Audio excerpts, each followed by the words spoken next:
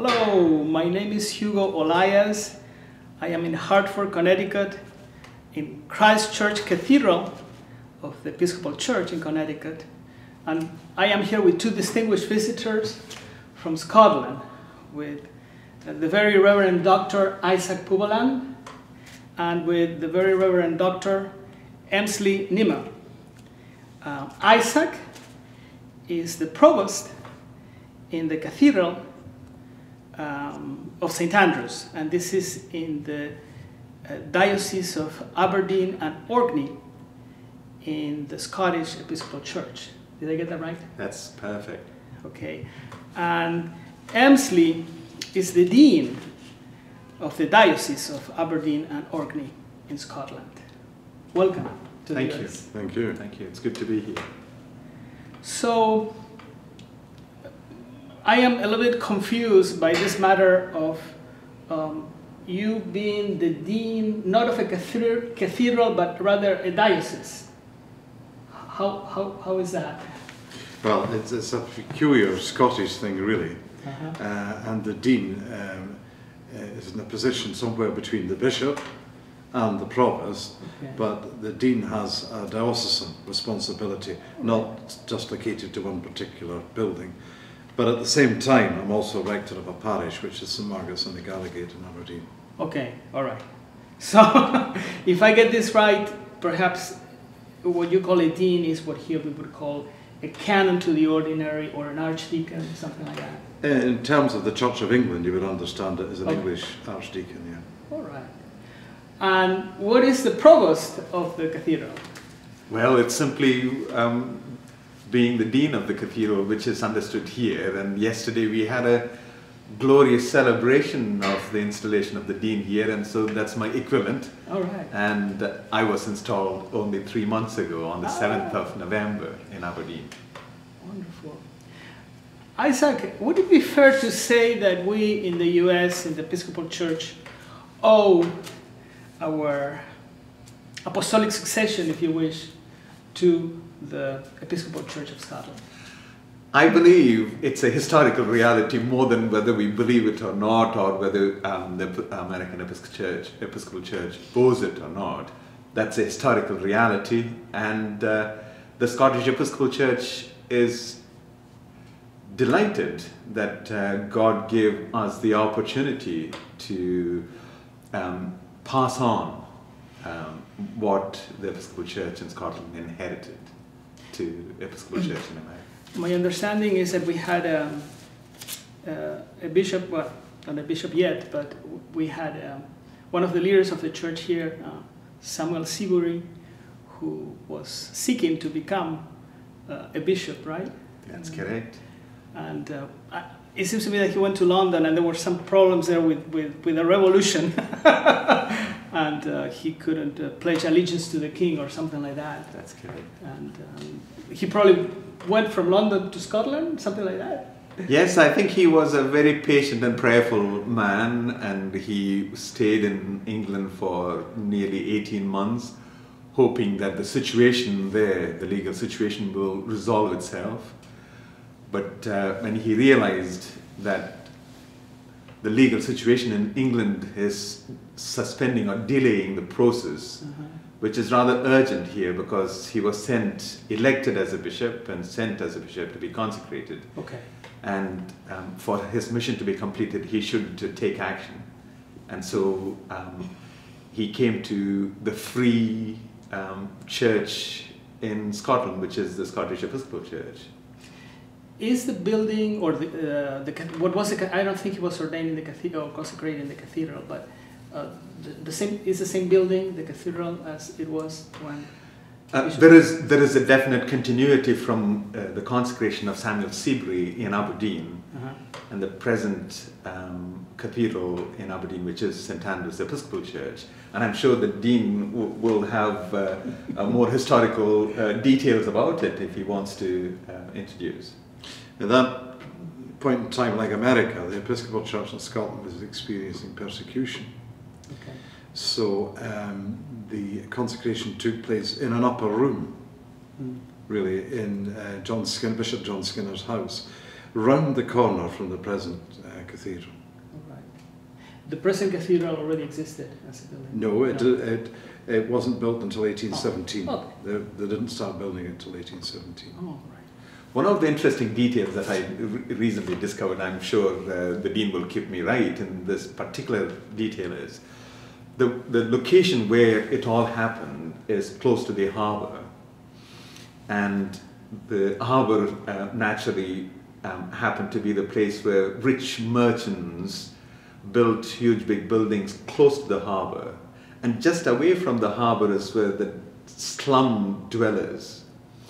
I have a sense that John Skinner's house was somewhere pitched between the rich merchants and the poor slum dwellers, where the church should always be. And in that sense, the church, St. Andrew's Cathedral, still remains in that place. To this day? Yes. Okay. Yeah. Question for Emsley. I believe there was some kind of negotiation between Bishop Seabury and the bishops of Scotland, and a consequence of that was that, I don't know to what extent he committed, but at least he was going to consider the Book of Common Prayer and the liturgy that was coming from Scotland. To what extent has the Church of Scotland, the Episcopal Church in Scotland, influenced our liturgy and our Book of Common Prayer? Well, it's influenced it through the consecration of Samuel Seabury, and a fortnight, well, better not use that term in America, 2 weeks after the consecration, Samuel Seabury signed a document with the 3 Scottish bishops who consecrated him. And it was known as a concordat, or bond or union, which respected the rights and customs of either country, but also said that the unity of the church and the unity between what they call the ancient Catholic remainder in Scotland and the rising church in Connecticut was to be the Eucharist. So they saw the Eucharist, the liturgy, as the bond of union between the two churches.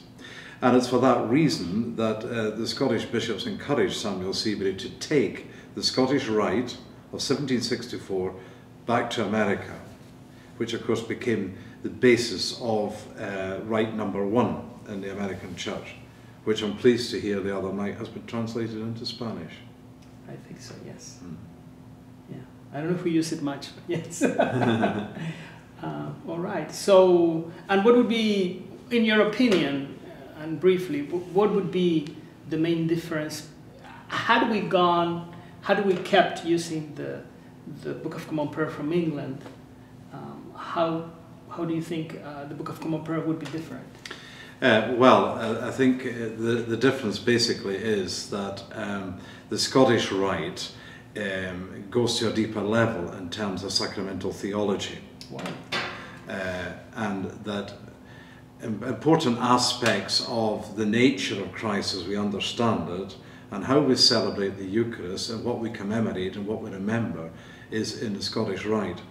And it's not just purely looking to the Western origins of liturgy, it's also got an eye to the East. Oh.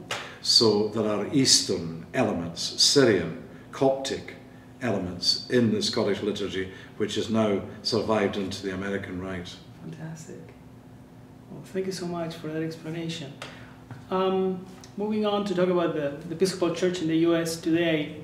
I myself am involved with the Latino ministries of the church, and we go to the New Testament and we find a lot of inspiration because there's so much interesting dealings between Peter and Paul and the Jews and the Greeks and all the other folks around the Mediterranean. And perhaps in a similar way as Paul would have told Peter that the future of the church is Hellenistic rather than Jewish.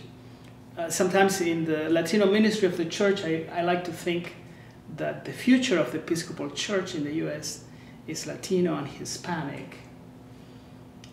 What do you think the future of the Scottish Episcopal Church is going to be?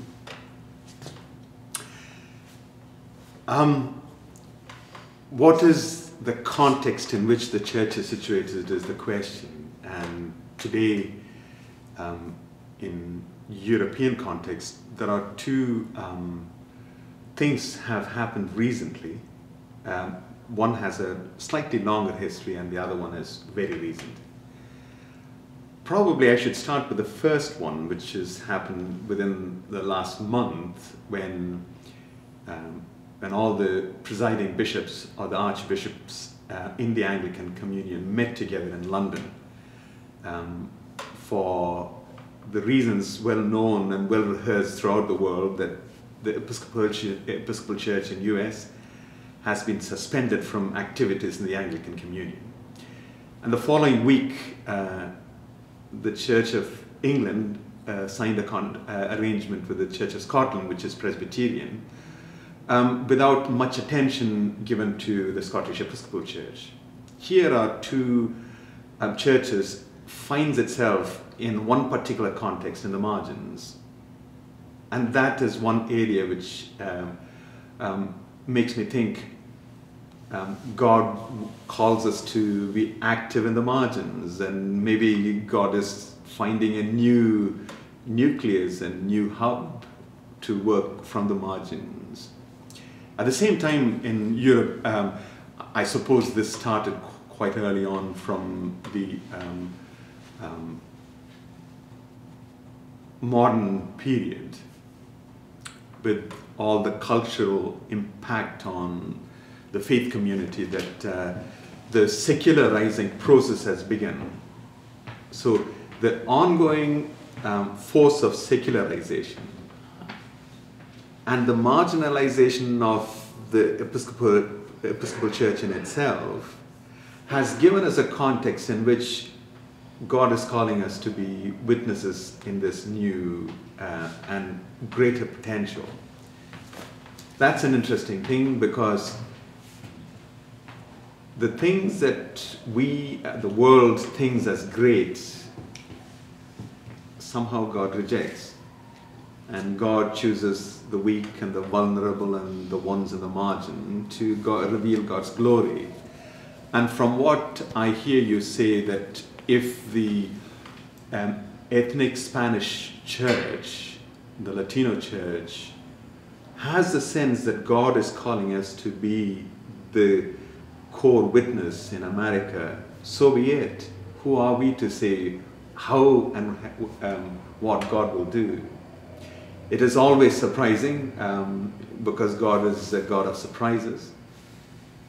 Maybe what you're saying is prophetic, and it could be, and it's not necessarily any ethnic identity that God has to choose, but God can choose anything, especially those who find themselves in the margins today could be the choice vessels for God's glory and to be the center. And we see in the scriptures that each time any one community is finding itself from the margins going to the center and loses its vision, then God might find another community to come from the margin to the center.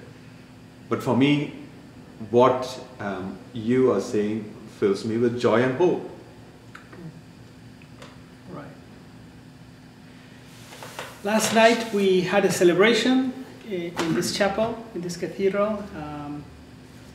The first Latina woman dean of the Episcopal Church was installed. And you, Emsley, if I understand correctly, you were seated as an honorary canon of this cathedral, right? That's correct. So my closing question would be an invitation to share some of your, your experiences last night. Well, it was a particular delight for me to be here and present at this auspicious occasion, and a historic occasion, especially with the appointment of Lena as the Dean.